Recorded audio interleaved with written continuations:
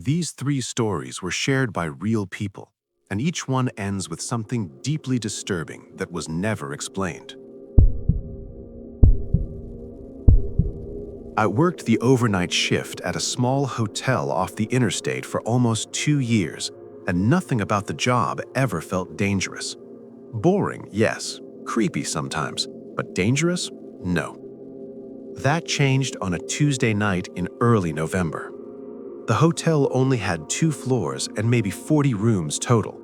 Most nights we'd have truckers passing through or families stopping to sleep before continuing their drive.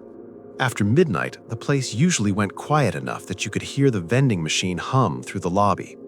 That night, I was alone at the front desk, scrolling on my phone and half watching the security monitors. At 12:37 a.m., the automatic doors opened. A man walked in. He looked normal at first glance, middle-aged, thin, dressed in dark clothes that didn't really stand out. What stood out was how he moved, slow, deliberate, like he wasn't tired but pretending to be. He stopped a few feet from the desk and just stood there. I gave him the usual greeting. He didn't respond. Instead, he leaned forward slightly and asked, "Is the room still watching?" I frowned and asked him to repeat himself. He smiled then, not friendly, more like relieved. "I mean," he said, correcting himself, "do you still have a room available?" I checked him in without another thought. People say weird things when they're exhausted.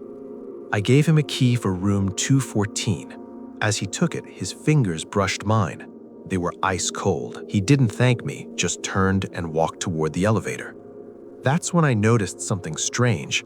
On the security monitor behind the desk, the camera feed for the second-floor hallway flickered. Room 214's door was already open. I stared at the screen. That wasn't possible. No one else had checked into that room that night. A second later, the door on the monitor slowly closed. I told myself it was a camera glitch. Around 1:15 a.m., the phone rang at the desk. The display showed room 214. I answered. All I heard was breathing, slow, controlled, close to the receiver. I asked if everything was okay. The breathing stopped. Then the line went dead. I checked the security feed again. The hallway outside room 214 was empty. At 1:42 a.m., the elevator dinged. The same man stepped out. He walked up to the desk and said, "Someone keeps standing in my room when I turn the lights off." I laughed nervously and asked if he was serious. He nodded.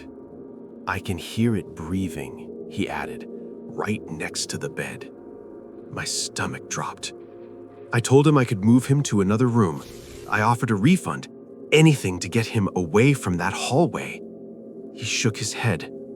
"It follows me when I move," he said calmly.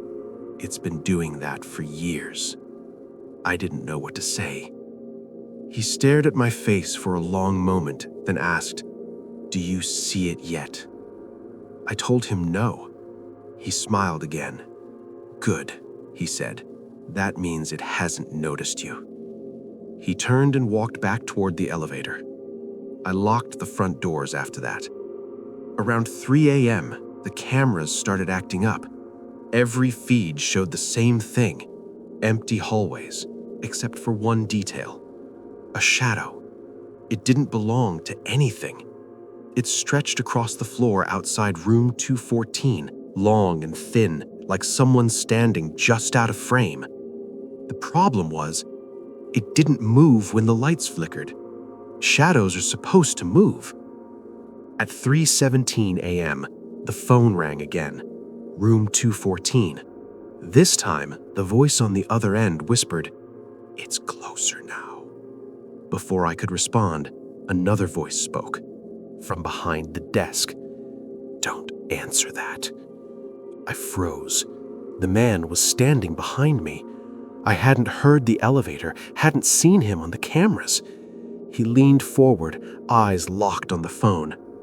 "It likes when people listen," he said softly. I hung up.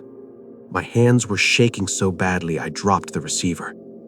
He straightened up and sighed. "I warned you. It learns faces." Then he walked out through the emergency exit. The alarms didn't go off. The rest of the night passed in silence. No calls, no movement, no shadow. At sunrise, my replacement arrived. I didn't tell her anything. I just grabbed my things and left. Later that day, the manager called me. Room 214 had been trashed, not vandalized, scratched. The walls, the mirror, the mattress, words carved deep into the drywall. Don't let it see you. They closed the room permanently. Weeks later, curiosity got the better of me. I searched old incident reports. Room 214 had been associated with complaints going back over 10 years. Guests hearing breathing, seeing figures in the dark, feeling someone sit on the bed. And always one detail repeated. A man matching that description had checked in first. Never booked, always walked in. Never appeared on cameras for more than a few seconds at a time. I quit soon after. I work days now, but sometimes when I turn the lights off at night, I feel that same pressure beside the bed, like something standing too close, waiting to be noticed. I never believed in this kind of thing until the night I was driving home alone. At the time, I was 27 and working the late shift at a distribution warehouse just outside the city. Nothing glamorous, long hours, bad coffee, and the kind of exhaustion that makes the road feel like it's breathing under your tires. I finished work at 1:48 a.m. and left like I always did, taking the back road instead of the highway to avoid traffic cameras and cops who like to sit near the exits. The back road cuts through a stretch of forest no one ever bothered to develop. No streetlights, no houses, just trees pressed tight against the asphalt like they were leaning in to listen. About 10 minutes in, my phone lost signal. That wasn't unusual. What was unusual was the feeling that followed. The sudden, irrational sense that I was no longer alone. Not in the car, not on the road. I checked my mirrors. Nothing behind me. Empty road. No headlights. I laughed it off, turned the radio up, and focused on getting home. A few minutes later, I noticed something strange. My rear-view mirror looked wrong. Not broken, not dirty, just wrong. Like the darkness behind me was deeper than it should have been. I adjusted the mirror, then adjusted it again. The road behind me didn't look like a road anymore. It looked flat, still, almost painted. Then I saw movement. Something shifted in the back seat. I slammed the brakes so hard the seatbelt cut into my chest. The car screeched to a stop. I twisted around, heart pounding, already rehearsing what I'd say if someone was back there. The back seat was empty. No one, nothing, just my jacket and an empty coffee cup rolling on the floor. I sat there for a full minute, breathing hard, convincing myself I was tired, hallucinating, seeing things. That's when I noticed the handprint. It was on the inside of the rear window. Not smeared, not foggy, a full, clear handprint pressed against the glass, fingers spread wide, like someone had been pushing to get out. The print was too large to be a child's, too thin to be mine, and it was facing outward. I didn't touch it. I didn't even breathe. I put the car back in drive and kept going. I didn't look in the mirror again. The rest of the drive felt longer than it should have. The trees seemed closer, the road narrower. Every turn felt delayed, like the world was lagging behind my movement. When I finally reached the edge of town, I let out a breath I didn't realize I'd been holding. Streetlights, houses, normality. I pulled into my apartment parking lot and just sat there, engine running, convincing myself I'd imagined the handprint, that it was probably already there and I just never noticed. Before getting out, I checked the rear window. The handprint was gone. I slept poorly that night, dreams full of back seats and dark roads and the feeling of someone breathing just out of sync with me. The next morning, I went out to my car to head back to work. That's when I saw the scratch marks. Long, shallow grooves running down the inside of the rear passenger door. Not deep enough to break the material, but enough to catch your nail. 5 lines, on both sides, like something had been bracing itself. I told myself it was old damage, maybe from the previous owner. I hadn't inspected the car closely when I bought it. That explanation lasted until the following night. Same shift, same road. I promised myself I wouldn't take the back way again, but habit won. I turned onto it without thinking, radio low, windows up. About halfway through, the temperature in the car dropped. Not gradually, instantly. My breath fogged. I checked the dashboard. No warning lights. Heat still on, but the air felt dead, heavy, like a basement that hadn't been opened in years. Then I heard it. Breathing, not mine. It was slow, shallow, right behind my right ear. I didn't turn around. I didn't scream. I did the only thing I could think of. I started talking. I said I was tired, that I worked too much, that I was stressed, that there was no one else in the car. The breathing didn't stop. It synced with mine. In, out, in, out. Perfectly matched. I reached up and slowly tilted the rearview mirror, just a little, enough to see the back seat. Something was sitting there. It didn't have a face the way a person does, not clearly, just the suggestion of one, like a shape trying to remember what it was supposed to look like. Its head was tilted slightly, like it was curious, watching. When the road curved, it leaned with the turn. When I swallowed, it swallowed. I hit the gas. The speedometer climbed past 60, then 70. The trees blurred. The car rattled. The thing in the mirror didn't move. It stayed perfectly still, as if speed meant nothing to it. I don't remember pulling into my apartment lot. I don't remember shutting the engine off. I remember sitting in my car afterward, shaking so badly I could barely open the door. The back seat was empty. Again. I didn't drive to work after that. I quit the job, took the bus, walked. Anything but that road. Weeks passed. I almost convinced myself it was over. Then one afternoon, while cleaning my car, I noticed something carved on the underside of the back seat. 4 words, uneven, shallow, like they'd been scratched with nails. You saw me. I sold the car the next day. I didn't tell the buyer anything. Sometimes, late at night, when I'm riding in the back seat of an Uber, I still feel that drop in temperature. And when I check the window beside me, I don't touch the glass, because sometimes the handprint is already there.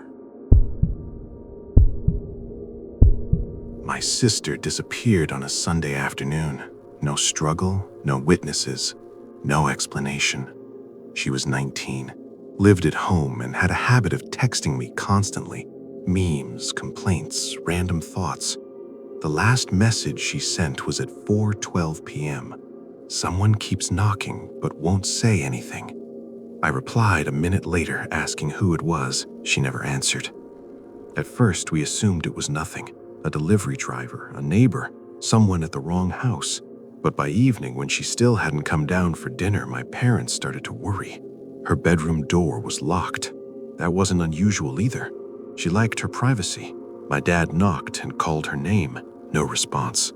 We waited another hour before unlocking it. Her room was empty. Her phone was on the bed, screen dark.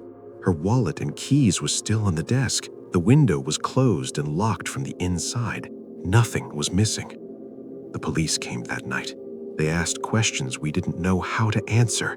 Did she run away? Did she have a boyfriend? Was she depressed? Was there anyone she'd been talking to online? They searched the house, the yard, the street. There were no signs of forced entry, no footprints, no fingerprints that didn't belong. By morning, it was officially a missing person case. The knocking started the next day. It was soft, polite, 3 taps on the front door. When my mother opened it, no one was there. We blamed kids at first, or someone messing around, but it kept happening. Always 3 knocks. Always when someone was home alone, never at night. Always in the afternoon, exactly when my sister sent that last message. A week later, I moved back home to help. That's when I noticed something strange. The hallway outside my sister's room felt wrong. colder, quieter, like sound didn't travel the same way there. One evening, while my parents were out, I stood in front of her door and listened. I don't know why. I just felt like I should. At first, there was nothing. Then, I heard breathing. Not loud, not labored, just someone standing on the other side of the door. I knocked once and said her name. The breathing stopped. I told myself it was the house settling, pipes, imagination. That night, I dreamed she was standing in the hallway facing the wall, whispering something I couldn't understand. When I woke up, my door was open. I always close it. A few days later, the police returned with an update. They checked phone records. My sister's phone hadn't moved from the house. No outgoing calls, no messages after 4:12 p.m. Except one thing. At 4:13 p.m., 1 second after my reply failed to deliver, her phone recorded an incoming call. No number. Duration, 0 seconds. They couldn't explain it. The knocking continued. 3 taps, always the same rhythm. One afternoon, I answered it. No one was there. But this time, I heard something. A faint sound, like someone exhaling slowly right in front of me. I stepped back and slammed the door. That night, I checked the security camera footage from our porch. At 4:12 p.m., the video showed my sister opening the front door. No one stood outside. She leaned forward slightly as if listening. Then she stepped out and vanished. Not walked away, not pulled. She was there one frame and gone the next. The footage glitched for half a second, then returned to normal. The police said it was a camera error. I knew better. After that, I started sleeping in her room. I don't know why. Maybe guilt, maybe instinct. The first night, nothing happened. The second night, I woke up at exactly 4:12 p.m. I don't mean I woke up around then. I woke up to my phone vibrating. A message notification from my sister. It won't let me leave. My hand shook so badly I almost dropped the phone. I typed back immediately. "Where are you?" The reply came instantly. "Behind the door." I stared at her bedroom door. It was closed. I could hear breathing. Slow. Familiar. I didn't open it. I couldn't. Another message appeared. "It looks like me now." The breathing stopped. 3 knocks echoed through the house. Not from the front door. From inside the room. Behind the bedroom door. The police never found her. Months passed, then a year. Life moved on in the way it does when it has no choice. The knocking stopped eventually. But sometimes, when I'm alone in the house, I hear footsteps in the hallway, stopping outside my door, waiting. And every once in a while, at exactly 4:12 p.m., my phone lights up. No notification, just the screen turning on by itself, showing my sister's last message. Unread.